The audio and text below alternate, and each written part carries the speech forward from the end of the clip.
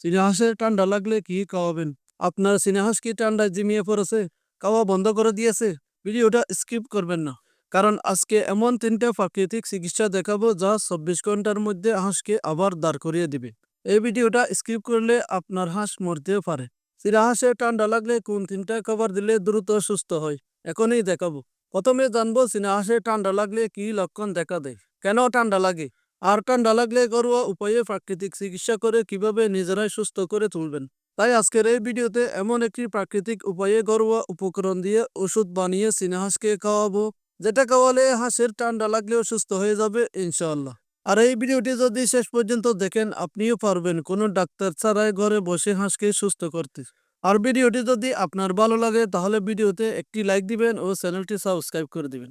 এখন আমরা জানবো চীনা হাঁসের ঠান্ডা কেন লাগে। হঠাৎ আবহাওয়া পরিবর্তন হলে, শীতে ঠান্ডা বা বৃষ্টিতে হাঁস বেশি ভিজে গেলে, হাঁসের ঘর নোংরা বা স্যাঁতসেঁতে হয়ে থাকলে, হাঁস শীতের সময় ঠান্ডা পানি পান করলে, হাঁস দুর্বল হয়ে গেলে বা রোগ প্রতিরোধ ক্ষমতা কমে গেলে, বিশেষ করে ছোট হাঁসের বাচ্চা খুব দ্রুত শীতের সময় ঠান্ডায় আক্রান্ত বেশি হয়।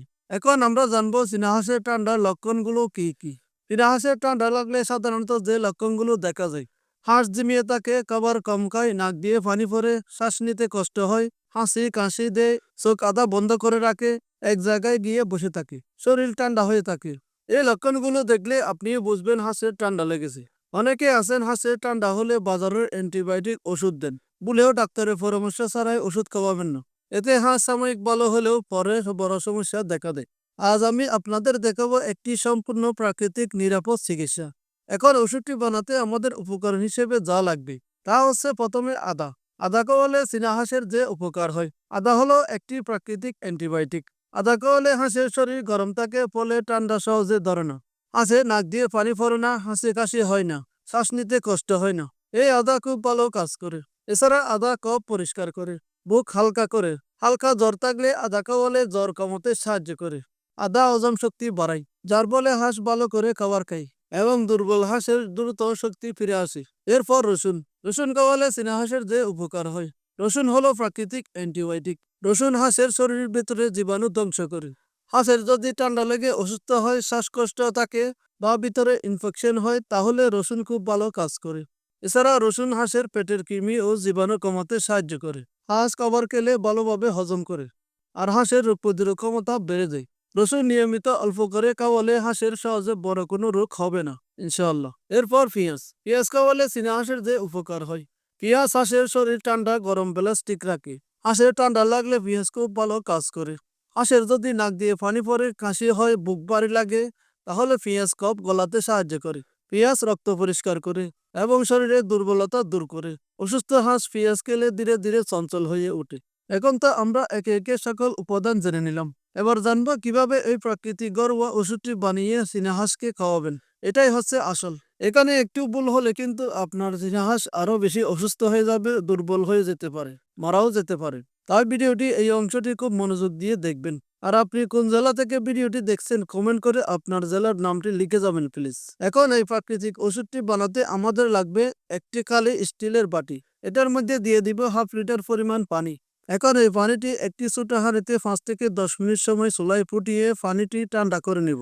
এরপর এক টুকরো আদা কুচি কুচি করে কেটে এই গুগলির মধ্যে দিয়ে দিব। এখন এই গুগলির মধ্যে 2 কোয়া রসুন দিয়ে দিব। এখন পরে একটা পেঁয়াজের অর্ধেক কেটে কুচি কুচি করে এই গুগলির মধ্যে দিয়ে দিব। এরপর সামান্য পানি দিয়ে ভালো করে ছেঁচে রস বের করে নেব। মনে রাখবেন এমনভাবে ছেঁচে নিতে হবে যেন রস বের হয়ে কিছু দানা দানা থাকে। এরপর এই ফুটানো ঠান্ডা পানিতে হাত দিয়ে ভালো করে মিশিয়ে নেব। এভাবে নেড়ে নেড়ে মেশাতে হবে। এখন আমাদের ওষুধটি তৈরি হয়ে গেছে।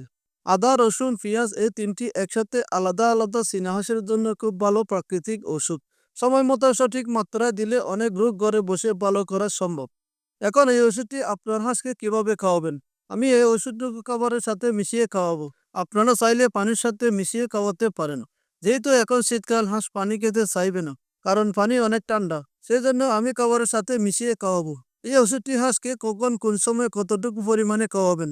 আপনারা যদি পানির সাথে মিশিয়ে দেন তাহলে প্রতিদিন দুপুরবেলা এক টাইম, সপ্তাহে 3 দিন খাওয়াবেন। যেহেতু এখন শীতকাল, বাইরে অনেক ঠান্ডা।